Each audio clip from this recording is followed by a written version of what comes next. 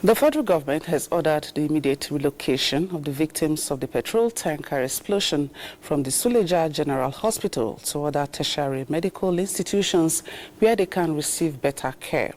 Minister of Information and National Orientation, Mohammed Idris, who led federal government's delegation to sympathize with the victims and their families, disclosed that President Tinubu directed the immediate constitution of a high-powered investigation committee to ascertain the remote and immediate causes of petrol tanker explosions in the country. Salihu Abdullahi Gwanara reports.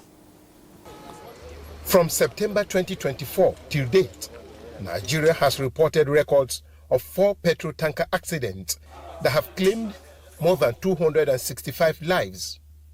The latest one at Diko Junction in Niger State that has reawakened the consciousness of the authority with a view to finding an end to this avoidable accident so far claimed more than 80 lives, including this one, before the very eyes of the federal government delegation.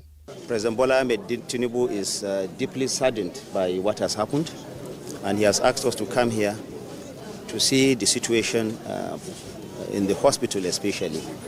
We have just gone around the wards and we've seen those that are very critically injured, and as we have even visited here, one of them sadly passed on just now. And we are told that this is the 8th victim of this fire explosion that has just passed. And what we are seeing here is the dire need of an emergency, a more emergency situation which the federal government is taking.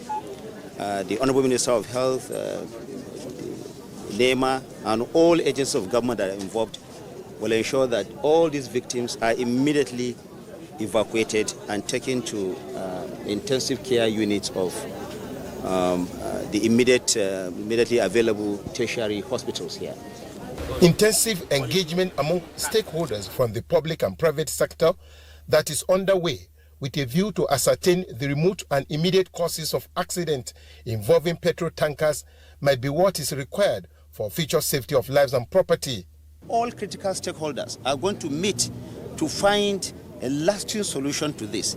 It's an unacceptable situation where people, Nigerians, fellow Nigerians, will continue to lose their lives as a result of this people trying to scoop fuel because a fuel tanker has fallen. Of course, all the recommendations will be put together and be forwarded to Mr. President so that a final stop will be put into this. But like I said, the President is greatly saddened by this, and he has directed that everything possible should be done.